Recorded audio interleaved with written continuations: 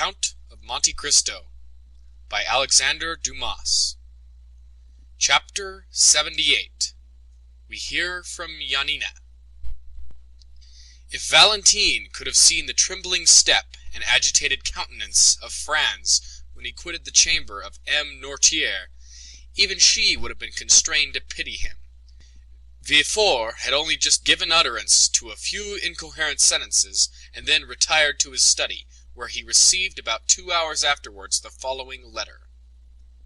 After all the disclosures which we made this morning, M. Noirtier de Villefort must see the utter impossibility of any alliance being formed between his family and that of M. Franz d'Épinay.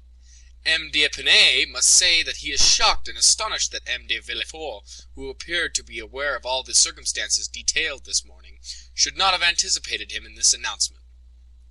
No one who had seen the magistrate at this moment, so thoroughly unnerved by the recent inauspicious combination of circumstances, would have supposed for an instant that he had anticipated the annoyance, although it certainly never had occurred to him that his father would carry candor, or rather rudeness, so far as to relate such a history. And in justice to Villefort, it must be understood that M. Noirtier, who never carried the opinion of his son on any subject, had always omitted to explain the affair to Villefort, so that he had all his life entertained the belief that General de Quesnel, or the Baron d'Épinay, as he was alternately styled, according as the speaker wished to identify him by his own family name, or by the title which had been conferred on him, fell the victim of assassination, and not that he was killed fairly in a duel. This harsh letter, coming as it did from a man generally so polite and respectful, struck a mortal blow at the pride of Villefort. Hardly had he read the letter when his wife entered. The sudden departure of Franz, after being summoned by M. Noirtier, had so much astonished everyone, that the position of Madame de Villefort, left alone with the notary and the witnesses, became every moment more embarrassing.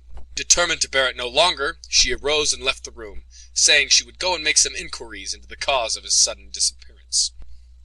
M. de Villefort's communications on the subject were very limited and concise. He told her, in fact, that an explanation had taken place between M. Noirtier, M. d'Épinay, and himself, and that the marriage of Valentine and Franz would consequently be broken off. This was an awkward and unpleasant thing to have to report to those who were awaiting her return in the chamber of her father-in-law. She therefore contented herself with saying that M. Noirtier, having at the commencement of the discussion been attacked by a sort of apocalyptic fit, the affair would necessarily be deferred for some days longer. This news, false as it was, following so singularly in the train of the two similar misfortunes which had so recently occurred, evidently astonished the auditors, and they retired without a word. During this time, Valentine, at once terrified and happy, after having embraced and thanked the feeble old man for thus breaking with a single blow the chain which she had been accustomed to consider as irrefragable, asked leave to retire to her own room, in order to recover her composure.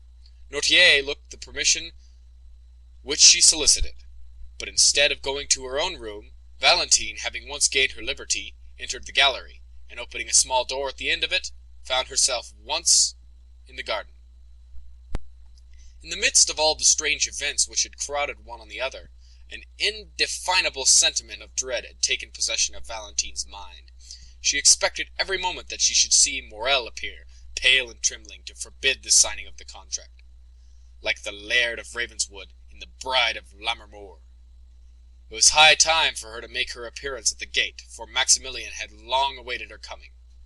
He had half guessed that it was going on when he saw Franz quit the cemetery with M. de Villefort. He followed M. d'Épinay, saw him enter, afterwards go out, and then re-enter with Albert in Chateau Renaud. He no longer had any doubts as to the nature of the conference. He therefore quickly went to the gate in the clover patch, prepared to hear the result of the proceedings, and very certain that Valentine would hasten to him the first moment she should be set at liberty. He was not mistaken. Peering through the crevices of the wooden partition, he soon discovered the young girl, who cast aside all her usual precautions and walked at once to the barrier. The first glance which Maximilian directed towards her entirely reassured him, and the first words she spoke made his heart bound with delight. "We are saved!" said Valentine. "Saved?" repeated Morrel, not being able to conceive such intense happiness. "By whom?" "By my grandfather! Oh, Morel, pray love him for all his goodness to us." Morel swore to love him with all his soul, and at that moment he could safely promise to do so, for he felt as though it were not enough to love him merely as a friend or even as a father. "But tell me, Valentine, how has it been all effected? What strange means has he used to compass this blessed end?" Valentine was on the point of relating all that had passed, but she suddenly remembered that in doing so she must reveal a terrible secret which concerned others as well as her grandfather, and she said, "At some future time I will tell you all about it." "But when will that be?" "When I am your wife." The conversation had now turned upon a topic so pleasing to Morel, that he was ready to accede to anything that Valentine thought fit to propose, and he likewise felt a piece of intelligence such as he just heard ought to be more than sufficient to content him for one day. However, he would not leave without the promise of seeing Valentine again the next night. Valentine promised all that Morel required of her, and certainly it was less difficult now for her to believe that she should marry Maximilian than it was an hour ago to assure herself that she should not marry Franz. During the time occupied by the interview we have just detailed, Madame de Villefort had gone to visit M. Noirtier. The old man looked at her with that stern and forbidding expression which he was accustomed to receive her. "Sir," said she, "is it superfluous for me to tell you that Valentine's marriage is broken off, since it was here that the affair was concluded?" Noirtier's countenance remained immovable. "But one thing I can tell you, of which I do not think you are aware, that is, that I have always been opposed to this marriage, and that the contract was entered into entirely without my consent or approbation." Noirtier regarded his daughter-in-law with the look of a man desiring an explanation. "Now that this marriage, which I know you so much disliked, is done away with, I come to you on an errand which neither M. de Villefort nor Valentine could consistently undertake." Noirtier's eyes demanded the nature of her mission.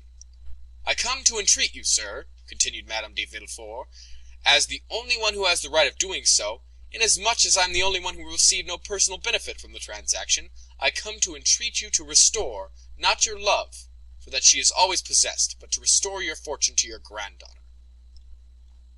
There was a doubtful expression in Noirtier's eyes. He was evidently trying to discover the motive of this proceeding, and he could not succeed in doing so. "May I hope, sir," said Madame de Villefort, "that your intentions accord with my request?" Noirtier made a sign that they did. "In that case, sir," rejoined Madame de Villefort, "I will leave you overwhelmed with gratitude and happiness at your prompt acquiescence to my wishes." She then bowed to M. Noirtier and retired. The next day M. Noirtier sent for the notary. The first will was torn up and a second made, in which he left the whole of his fortune to Valentine, on condition that she should never be separated from him. It was then generally reported that Mademoiselle de Villefort, the heiress of the Marquis and Marchioness of Saint-Méran, had regained the good graces of her grandfather, and that she would ultimately be in possession of an income of 300,000 livres. While all the proceedings relative to the dissolution of the marriage contract were being carried out at the house of M. de Villefort, Monte Cristo had paid his visit to the Count of Monte Cristo, who, in order to lose no time in responding to M. Danglars' wishes, and at the same time to pay all due deference to his position in society, donned his uniform of lieutenant general, which he ornamented with all his crosses, and thus attired, ordered his finest horses, and drove to the Rue de la Sauce d'Antin. Danglars was balancing his monthly accounts, and it was perhaps not the most favorable moment for finding him in his best humor.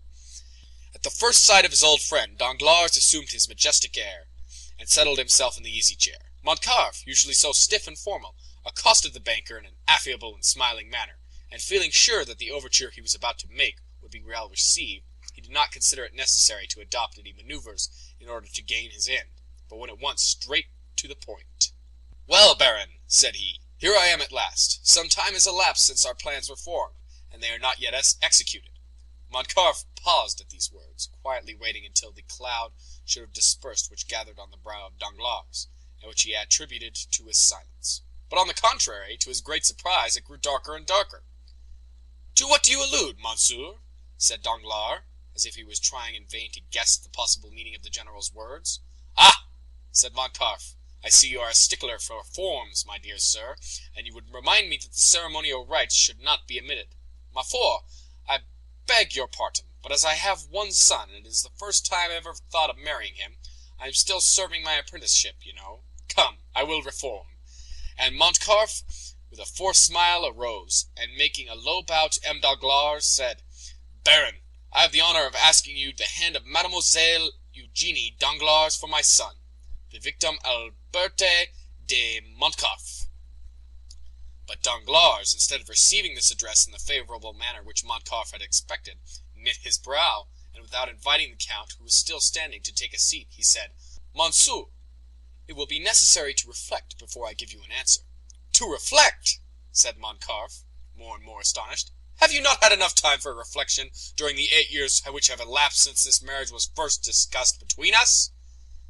"Count," said the banker, "things are constantly occurring in the world to induce us to lay aside our most established opinions, or at all events to cause us to remodel them according to the change of circumstances, which may have placed affairs in a totally different light to that in which we first viewed them." "I do not understand you, Baron," said Montcalf. "What I mean to say is this, sir, that during the last fortnight unforeseen circumstances have occurred." "Excuse me," said Montcalf, "but it is a play we are acting." "A play?"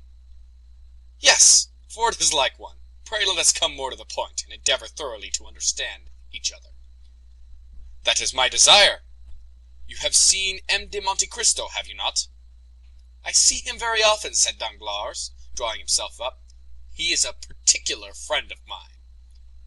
"Well, in one of your late conversations with him, you said that I appeared to be forgetful and irresolute concerning this marriage, did you not?" "I did say so." "Well, here I am, proving at once that I am really neither the one nor the other, by entreating you to keep your promise on that score." Danglars did not answer. "Have you so soon changed your mind," added Montcalf, "or have you only provoked my request that you may have the pleasure of seeing me humbled?" Danglars, seeing that if he continued the conversation in the same tone which he had begun it, the whole thing might turn out to be his own disadvantage, turned to Montcalf, and said, "Count, you must doubtless be surprised at my reserve, and I assure you that it cost me much to act in such a manner towards you, but believe me when I say that imperative necessity has imposed the painful task upon me." "These are all so many empty words, my dear sir," said Montcalf. "They may satisfy a new acquaintance, but the Comte de Monte-Cristo does not rank in that list, and when a man like him comes to another, recalls him to his plighted word, and this man fails to redeem the pledge, he has at least a right to exact from him good reason for so doing." Danglars was a coward, but he did not wish to appear so. He was piqued at the tone which Montcalf had just assumed. "I am not without good reason for my conduct," replied the banker. "What do you mean to say?" "I mean to say that I have good reason, but that is difficult to explain. You must be aware, at all events, that it is impossible for me to understand motives before they explain to me. But one thing at least is clear, which is, that you decline allying yourself with my family." "No, sir," said Danglars, "I merely suspend my decision, that is all."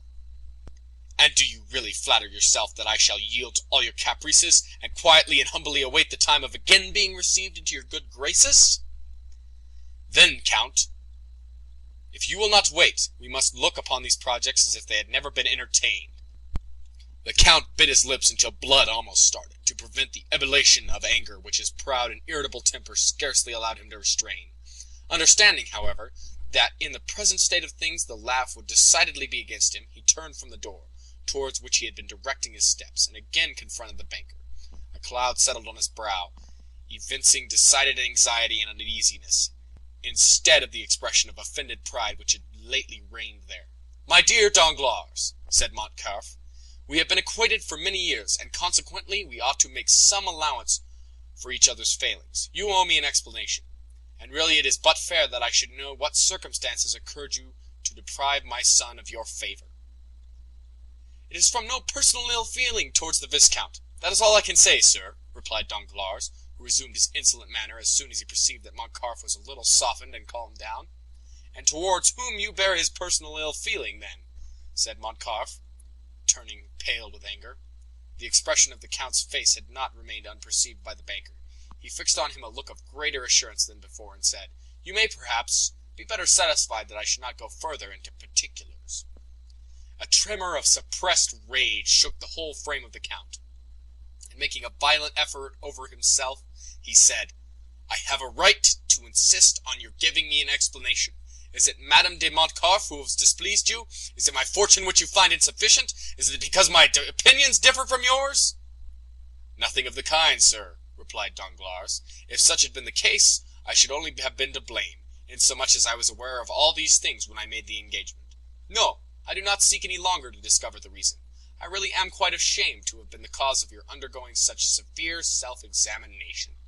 Let us drop the subject, and adopt the middle course of delay, which implies neither a rupture nor an engagement. Ma foi, there is no hurry. My daughter is only 17 years old, and your son 21. While we wait, time will be progressing. Events will succeed each other.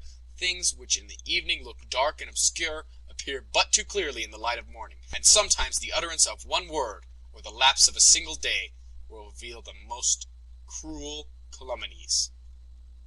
"Calumnies, did you say, sir?" cried Montcalf, turning livid with rage. "Does anyone dare to slander me?" "Monsieur, I told them that I considered it best to avoid all explanations." "Then, sir, am I patiently to submit to your refusal?" "Yes, sir, although I assure you the refusal is as painful for me to give as it is for you to receive, for I had reckoned on the honor of your alliance, and the breaking off of a marriage contract always injures the lady more than the gentleman." "Enough, sir," said Montcalf, "we will speak no more on the subject." And clutching his gloves in anger, he left the apartment. Danglars observed that during the whole conversation Montcalf had never once dared to ask that it was on his own account that Danglars recalled his word. That evening he had a long conference with several friends, and M. Cavalcanti, who had remained in the drawing-room with the ladies, was the last to leave the banker's house. The next morning, as soon as he awoke, Danglars asked for the newspapers. They were brought to him. He laid aside 3 or 4, and was at last fixed upon the Impartial, the paper of which the Beauchamp was the chief editor. He hastily tore off the cover, opened the journal with nervous precipitation, passed contemptuously over the Paris jottings, and arriving at the miscellaneous intelligence, stopped with a malicious smile at a paragraph headed, "We hear from Yanina." "Very good," observed Danglars, after having read the paragraph. "Here is a little article on Colonel Ferdinand, which, if I am not mistaken, would render the explanation which the Comte de Monte-Cristo required of me perfectly unnecessary." At the same moment, that is, at 9 o'clock in the morning, Albert de Montcalf, dressed in a black coat buttoned up to his chin, might have been walking with a quick and agitated step in the direction of Monte Cristo's house in the Champs-Élysées. When he presented himself at the gate, the porter informed him that the Count had gone out about an hour previously. "Did he take Baptiste with him?" "No, my lord." "Call him, then. I wish to speak with him." The concierge went to seek the valet de chambre, and returned with him in an instant. "My good friend," said Albert, "I beg pardon for my intrusion, but I was anxious to know from your own mouth if your master was really out or not." "He is really out, sir," replied Baptistin. "Out, even to me?" "I know how happy my master always is to receive the Vicomte," said Baptistin, "and I should therefore never think of including him in any general order." "You are right. And now I wish to see him on an affair of great importance. Do you think it will be long before he comes in?" "No, I think not, for he ordered his breakfast at 10 o'clock." "Well, I will go and take a turn in the Champs-Élysées, and at 10 o'clock I will return here. Meanwhile, if the Count should come in, will you beg him not to go out again without seeing me?" "You may depend on my doing so, sir," said Baptistin. Albert left the cab in which he had come at the Count's door, intending to take a turn on foot. As he was passing the Allée des Vaussures, he thought he saw the Count's horses standing at Gosset's shooting gallery. As he approached, and soon recognized the coachman. "Is the Count shooting in the gallery?" said Montcalf. "Yes, sir," replied the coachman. While he was speaking, Albert had heard a report of 2 or 3 pistol shots. He entered, and on his way met the waiter. "Excuse me, my lord," said the lad, "but will you not have the kindness to wait a moment?" "For what, Philip?" asked Albert, who, being a constant visitor there, did not understand this opposition to his entrance. "Because the person who is now in the gallery prefers being alone, and never practices in the presence of anyone." "Not even before you, Philip?" "Then who loads his pistol?" "His servant." "A Nubian?" "A Negro." "It is he, then." "Do you know this gentleman?" "Yes, and I am come to look for him. He is a friend of mine." "Oh, That is quite another thing, then. I will go immediately and inform him of your arrival." And Philippe, urged by his own curiosity, entered the gallery. A second afterwards, Monte Cristo appeared on the threshold. "I ask your pardon, my dear Count," said Albert, "for following you here, and I must tell you that it was not the fault of your servants that I did so. I alone am to blame for this indiscretion. I went to your house, and they told me you were out, but they expected you home at 10 o'clock for breakfast. I was walking about in order to pass away the time until 10 o'clock, when I caught sight of your carriage and horses." "What you have just said induces me to hope that you intend breakfasting with me." "No, thank you, I am thinking of other things besides breakfast just now. Perhaps we may take that meal at a later hour in worse company." "What on earth are you talking of?" "I am to fight today." "For what?" "I am going to fight." "Yes, I understand that, but what is the quarrel? People fight for all sorts of reasons, you know." I fight in the cause of honor." "Ah, that is something serious." "So serious that I come to beg you to render me a service." "What is it?" "To be my second." "That is a serious matter, and we will not discuss it here. Let us speak of nothing until we get home. Ali, bring me some water." And the Count turned up his sleeves, and passed into the little vestibule where the gentlemen were accustomed to wash their hands after shooting. "Come in, my lord," said Philippe in a low tone, "and I will show you something droll." Morcarf entered, and in place of the usual target, he saw some playing cards fixed against a wall. At a distance Albert thought it was a complete suit, for he counted from the ace to the 10. "Aha!" said Albert. "I see you were preparing for a game of cards." "No," said the Count. "I was making a suit." "How?" said Albert. "Those are really aces and twos which you see, but my shots have turned them into 3s, 5s, 7s, 8s, 9s, and 10s. Albert approached. In fact, the bullets had actually pierced the cards in the exact places where the painted signs would have otherwise occupied, the lines and distances being as regular kept as if they had been ruled with pencil. "Diable!" said Morcarf. "What would you have, my dear Viscount?" said Monte Cristo, wiping his hands on the towel which Ali had brought him. "I must occupy my leisure moments in some way or another. But come, I am waiting for you." Both men entered Monte Cristo's carriage, which in the course of a few minutes deposited them safely at number 30. Monte Cristo took Albert into his study, and pointing at a seat, placed another for himself. "Now, let us talk of this matter quietly," said the Count. "You see I am perfectly composed," said Albert. "With whom are you going to fight?" "With Beauchamp." "One of your friends?" "Of course. It is always with friends that one fights." "I suppose you have some cause of quarrel." "I have." "What has he done to you?" "There appeared in his journal last night. But wait, and read for yourself." And Albert handed over the paper to which the Count, who read as follows: "A correspondent at Yanina informs us of a fact which until now had remained in ignorance. The castle which formed the protection of the town is given up to the Turks by a French officer named Fernand, in whom the Grand Vizier, Ali Tepelini, had reposed the greatest confidence." "Well," said Monte Cristo, "what do you see in that to annoy you?" "What do I see in it?" "Yes, what does it signify to you, if the castle of Yanina was given up by a French officer?" "It signifies to my father, the Count of Morcarf, whose Christian name is Fernand." "Did your father serve under Ali Pasha?" "Yes, that is to say, he fought for the independence of the Greeks, and hence arises the calumny." "Oh, my dear Viscount, do talk reason." "I do not desire to do otherwise. Now just tell me who the devil should know in France that the officer Ferdinand and the Count of Morcarf are one and the same person, and who cares now about Yanina, which was taken as long ago as the year 1822 or 1823? That just shows the meanness of this slander. They have allowed all this time to elapse, and then all of a sudden rake up events which have been forgotten to furnish materials for scandal, in order to tarnish the luster of our high position. I inherit my father's name, and I do not choose that the shadow of disgrace should darken it. I am going to Beauchamp, in whose journal this paragraph appears, and I shall insist on his retracting the assertion before 2 witnesses. Beauchamp will never retract. Then he must fight. No, he will not, for he will tell you, what is very true, that perhaps there were 50 officers in the Greek army bearing the same name. We will fight nevertheless. I will efface the blot on my father's character. My father, who was such a brave soldier, whose career was so brilliant, Oh well, he will add, we are warranted in believing that this Fernard is not the same illustrious Count of Monte-Cristo, who also bears the same Christian name. I am determined not to be content with anything short of an entire retraction.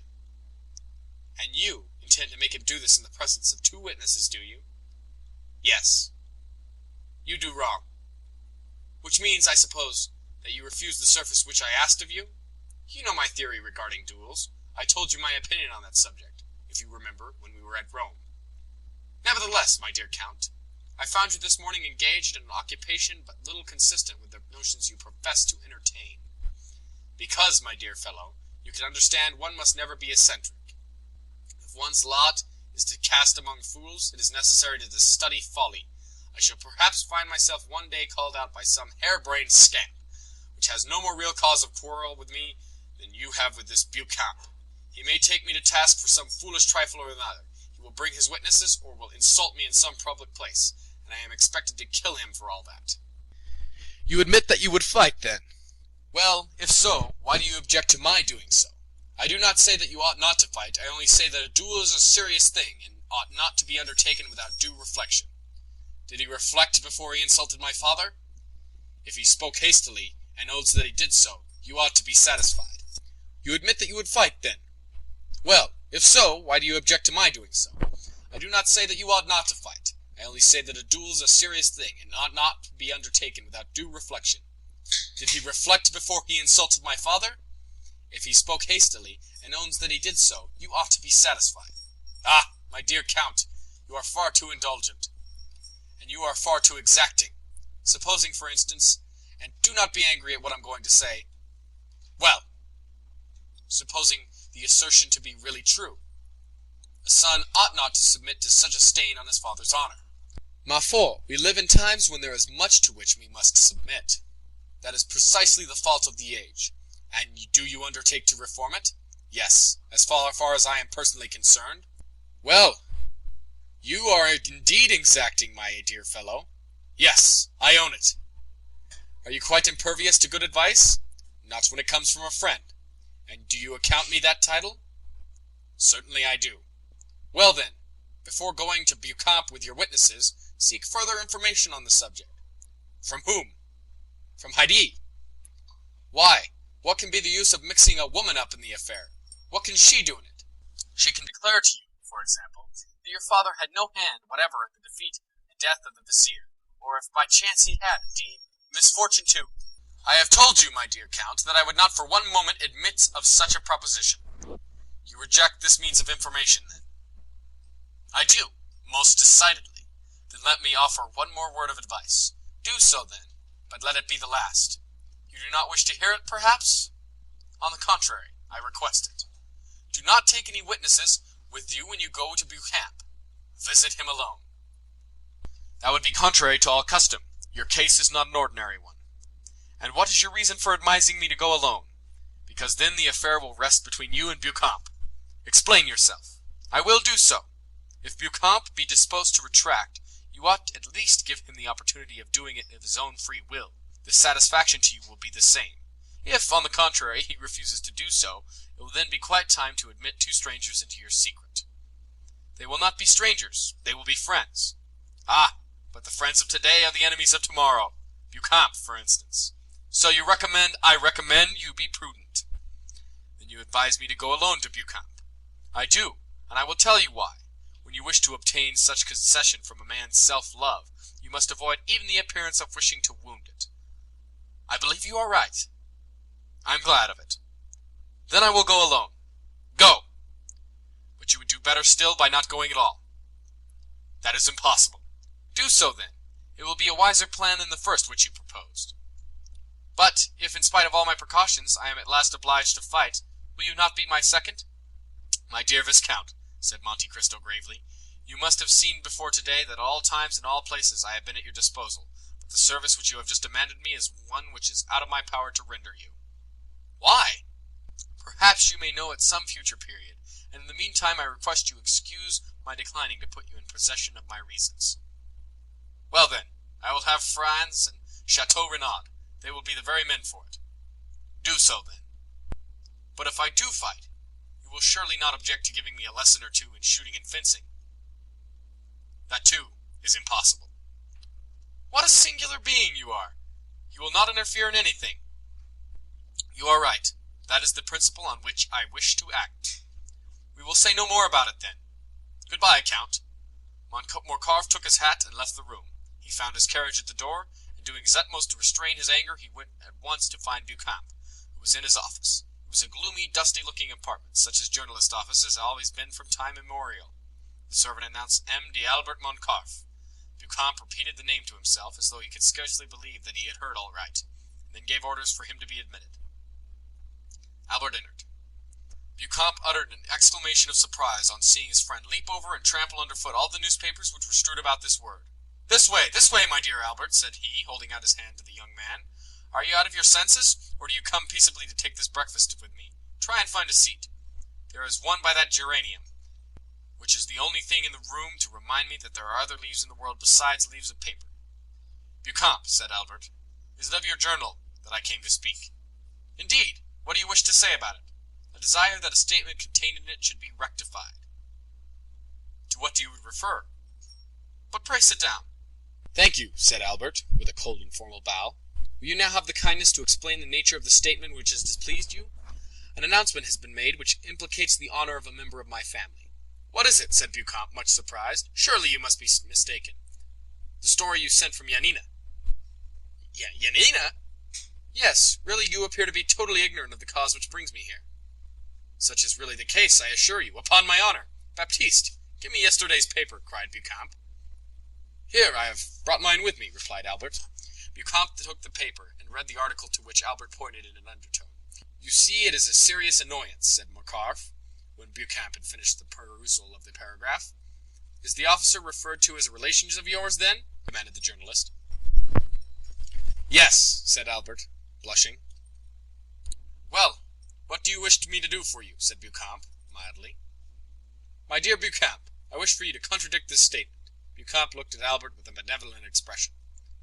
"Come," said he, "this matter will want a good deal of talking over. A retraction is always a serious thing, you know. Sit down, and I will read it again." Albert resumed his seat, and Beauchamp read, with more attention than at first, the lines denounced by his friend. "Well," said Albert in a determined tone, "you see that your paper has insulted a member of my family, and I insist on a retraction being made." "You insist?" "Yes, I insist." "Permit me to remind you that you are not in the chamber, my dear Viscount." "Nor do I wish to be there," replied the young man, rising. "I repeat that I am determined to have the announcement of yesterday contradicted. You have known me long enough," continued Albert, biting his lips convulsively, for he saw that Beauchamp's anger was beginning to rise. "You have been my friend, and therefore sufficiently intimate with me to be aware that I am likely to maintain my resolution on this point. If I had been your friend, Morcarf, your present manner of speaking would almost lead me to forget that I ever bore that title. But wait a moment, do not let us get angry, or at least not yet. You are irritated and vexed. Tell me how this Bernard is related to you." "He is merely my father," said Albert. "M. Ferdinand Mondego, Count of Morcarf, an old soldier who has fought in 20 battles, and whose honorable scars they would denounce as badges of disgrace." "Is it your father?" said Beauchamp. "That is quite another thing." "Then well can understand your indignation, my dear Albert. I will look at it again," and he read the paragraph for the third time, laying a stress on each word as he proceeded. "But the paper nowhere identifies this man Ferdinand with your father." "No, but the connection will be seen by others, and therefore I will have the article contradicted." At the words, "I will," Beauchamp steadily raised his eyes to Albert's countenance, and then gradually lowering them, he remained thoughtful for a few moments. "You will retract this assertion, will you not, Beauchamp?" said Albert, with increased though stifled anger. "Yes," replied Beauchamp. "Immediately?" said Albert. "When I am convinced that the statement is false." "What?" "The thing is worth looking into, and I will take pains to investigate the matter thoroughly." "But what is there to investigate, sir?" said Albert, enraged beyond measure at Beauchamp's last remark. "If you do not believe that it is my father, say so immediately, and if on the contrary you believe it to be him, state your reasons for doing so." Beauchamp looked at Albert with the smile which was so peculiar to him, and which in its numerous modifications served to express every varied emotion of his mind. "Sir," replied he, "if you should come to me with the idea of demanding satisfaction, you should have gone at once to the point, and not have entertained me with the idle conversation to which I have been patiently listening to for the past half hour. When I put this construction on your visit—" Yes, if you will not consent to retract that infamous calumny. Wait a moment. No threats. If you please, M. Fernand Mondego, Vicomte de Monte-Cristo, I never allow them from my enemies, and therefore shall not put up with them from my friends. You insist on my contradicting the article relating to General Fernand, an article to which, I assure you on my word of honor, I had nothing whatever to do. Yes, I insist on it, said Albert, whose mind was beginning to get bewildered with the excitement of his feelings. And if I refuse to retract, you wish to fight, do you? Said Beauchamp in a calm tone. Yes, replied Albert, raising his voice. Well, said Beauchamp, here's my answer, my dear sir. The article was not inserted by me. I am not even aware of it. But you have, by the step you have taken, called my attention to the paragraph in question, and it will remain until it has been either contradicted or confirmed by someone who has a right to do so. Sir, said Albert, rising, I will do myself the honor of sending my seconds to you, and you will be kind enough to arrange with them the place and meeting and the weapons. Certainly, my dear sir.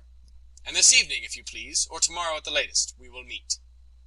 No, I will be on the ground at the proper time, but in my opinion, and I have a right to dictate the preliminaries, as it is I who has received the provocation, in my opinion the time ought not to be yet. I know you well skilled in management of the sword, while I am only moderately so. I know, too, that you are a good marksman, that we were about equal. I know that a duel between us two would be a serious affair, because you are brave, and I am brave also. I do not, therefore, wish to kill you, or to be killed myself without a cause. Now I am going to put a question to you, and one very much to the purpose, too. Do you insist on this retractation so far as to kill me if I do not make it, although I have repeated more than once, and affirmed on my honor, that I was ignorant of the thing which you charge me, and although I still declare that it is impossible for me, for any one of you, to recognize the Count of Monte-Cristo under the name of Fernand? I maintain my original resolution. Very well, my dear sir, then I consent to cut throats with you. But I require 3 weeks' preparation. At the end of that time I shall come and say to you, the assertion is false, and I retract it. Or, the assertion is true, when I shall immediately draw the sword from its sheath, or the pistols from the case, whichever you please. 3 weeks, cried Albert. They will pass as slowly as 3 centuries, when I am all in time suffering dishonor. Had you continued to remain on the amicable terms with me, I should have said, patience, my friend, but you have constituted yourself my enemy. Therefore I say, what does that signify to me, sir? Well then, let it be 3 weeks, then, said Monte-Cristo, but remember, at the expiration of that time, no delay or subterfuge will justify you in— M. Albert de Monte-Cristo, said Beauchamp, rising in his turn, I cannot throw you out of window for 3 weeks, that is to say, for 24 days to come, nor have any right to split my skull open till that time is elapsed. Today is the 29th of August. The 21st of September will, therefore, be the conclusion of the term agreed on. Until the time arrives, and is the advice of a gentleman, which I am about to give you, till then we will refrain from growling and barking like 2 dogs chained within sight of each other. When he had concluded his speech, Beauchamp bowed coldly to Albert, turned his back upon them, and went to the press room. Albert vented his anger on a pile of newspapers, which he sent flying all over the office by swishing them violently with his stick, after which ebullition he departed, not, however, without walking several times to the door of the press room, as if he had half a mind to enter, while Albert was lashing the front of his carriage in the same manner that he had the newspapers which were in the innocent agents of his discomfiture. As he was crossing the barrier, he perceived Morel, who was walking with a quick step and a bright eye. He was passing the Chinese baths, and appeared to have come from the direction of the Porte Saint-Martin, and was going towards the Madeleine. Ah, said Monte-Cristo, there goes a happy man. It so happened, Albert was not mistaken in his opinion. End of chapter 78.